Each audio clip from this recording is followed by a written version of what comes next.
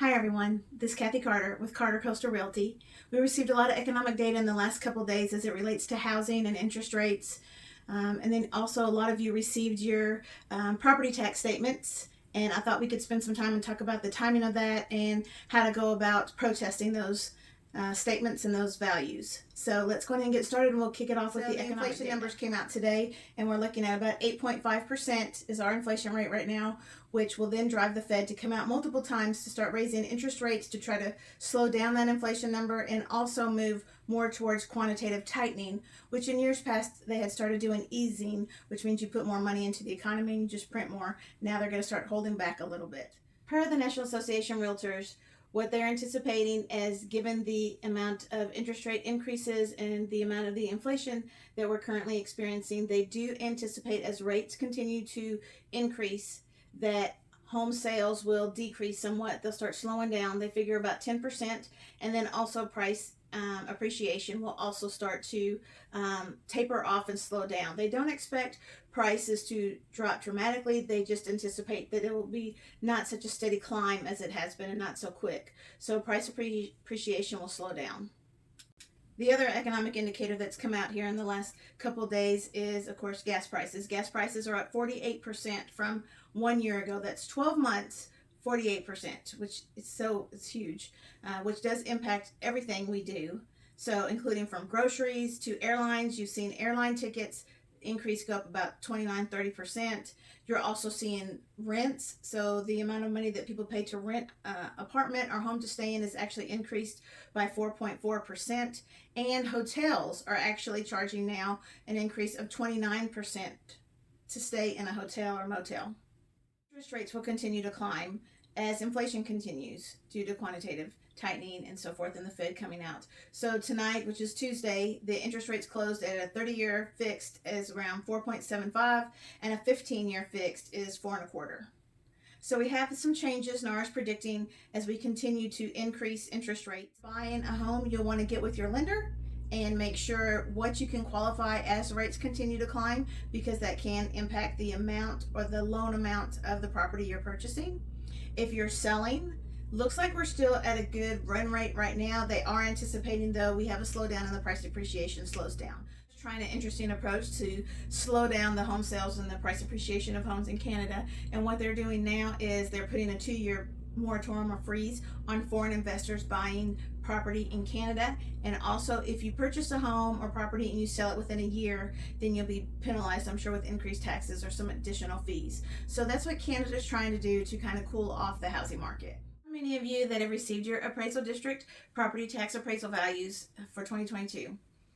So basically what's happened is, given the seller's market that's driving the prices up, it has also driven up the price of your property taxes. And I wanted to share with you really how the protest works, give you some ideas if you are thinking of protesting, and just kind of share with you what I've done in the past, which may or may not work for you. You just need to check on your specific situation. Protest deadline. The protest deadline is May 15th. Or it can be 30 days from the date in which the notice from the appraisal district was sent to you, and it has to be within 30 days of the date of that notice sent to you. I would just plan to do it May 15th. It's just easier to know you have to have it in by May 15th. You can file it online. You can mail it in. You can also go down to the appraisal district and fill out a form and leave it there. What happens next as you fill it out is you need to provide some sort of documentation on why you feel your appraisal is incorrect or overvalued or undervalued, or whatever your purpose is. I probably wouldn't be fighting if it was undervalued, but okay. For overvalued, such as, for example, if you need a new air conditioner and your air conditioner is not working, take a picture of the date in which it quit working. Just give them an idea of the age of the system. You could also take in an invoice of how much it costs to get a new air conditioning unit. Take that down there. Maybe they'd reduce the price from the value of that. Also, if you need new siding, for example, one of my houses needs new siding. Don't think for 1 second I'm not going to go take pictures of all the siding and say, look, this is what's happening. Also, my threshold needs to be replaced. I've got old windows, so all those things matter. Repair. If your deck is in disrepair or you have boards missing and warp missing, you know how our nails always rust out down here on the Gulf Coast. Take pictures of that, take that in, take every documentation that you can. If you want to get with your neighbors because your homes are similar and the value you find out their price is different than yours, go in there and fight it out and say, look, his is, 30,000, my neighbor's is $30,000 less than mine. I want it reduced. But you're going to have some sort of documentation. Just, this is too high isn't going to work. So once you've submitted your documentation, what usually happens is they'll send you a notice through the settlement process through the Brazoria County portal telling you what they'd like to settle for the value, and see if you can maybe meet in the middle. It's like a form of mediation almost. But the deal is I almost missed it one year because you really don't get notice that it is, or if you get the notice that you've received it, sometimes it can go in spam. So make sure periodically you're checking that portal to see if you receive the notice, because you don't want to miss the date and miss the opportunity to continue the protest. So after you get the informal hearing done, that's where you've gone through the settlement back and forth, then you can actually have a formal hearing for your appraisal just in front of the board, and you can do it via Zoom, on the phone, or in person.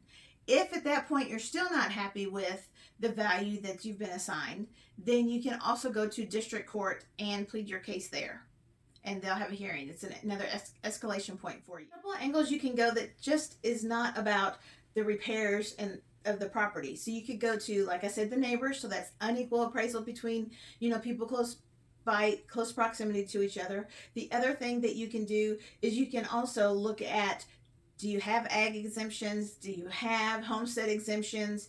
They say homestead exemptions, they can only go up 10% on what they're charging you. Not so much the value, but on what they're charging you.